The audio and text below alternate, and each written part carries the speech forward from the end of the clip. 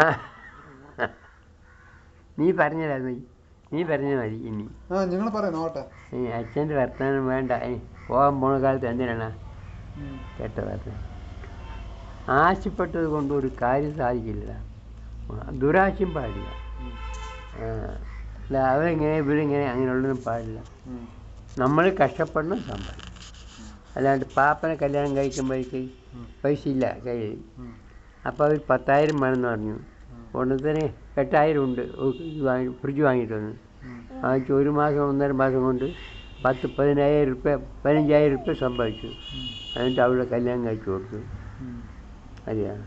അല്ലാണ്ട് ഒരാൾ സമ്പാദിച്ചത് അത് ഒരാൾ കടം വാങ്ങിച്ചു ആ വിചാരമേ ഇല്ല എനിക്ക്. കടം വാങ്ങിക്കില്ല എന്നില്ല. എന്നാൽ ആവശ്യം വന്നാൽ വാങ്ങിക്കണം, അപ്പോഴേക്കപ്പോഴേ കൊടുക്കണം. കടം വാങ്ങിച്ച് പലിശ കൊടുത്തിട്ട് മുതലാവില്ല. എപ്പോഴും ഉള്ള പൈസ മതി.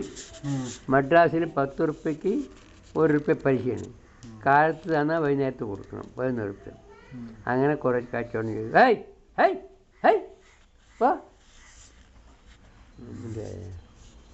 പല തരത്തിലും ജീവിച്ചിട്ടുണ്ട്.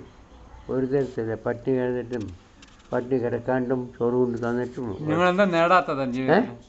നിങ്ങൾ എന്തെങ്കിലും നേടണം വിചാരിച്ചിട്ടുണ്ടായിരുന്നാ? എന്തെങ്കിലും നേടണം വിചാരിച്ചിട്ടുണ്ടായിരുന്നാന്ന്? അയ്യോ ഇതെനിക്ക് കിട്ടിയിട്ടില്ലല്ലോ എന്ന് വിചാരിച്ചിട്ടുണ്ടായിരുന്നെങ്കിലോ?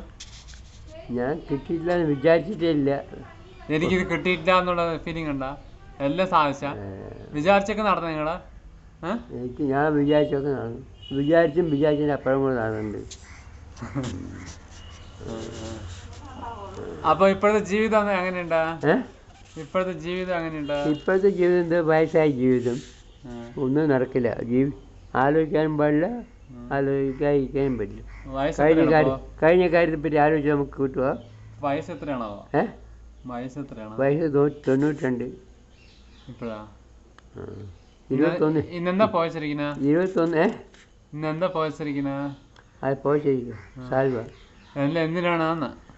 തണുത്തിട്ട് വേടാ. ആരോഗ്യം ഇപ്പൊ തണുപ്പുണ്ടാ? തണുപ്പുള്ളതുകൊണ്ടല്ലേ. ഞങ്ങൾക്ക് ആവി അടിക്കണോ? നിങ്ങൾക്ക് ആവി അടിക്കും. ആ കാലം അങ്ങനെയല്ലേ. നിങ്ങളുടെ കാലം അങ്ങനെ, എൻ്റെ കാലം അങ്ങനെ.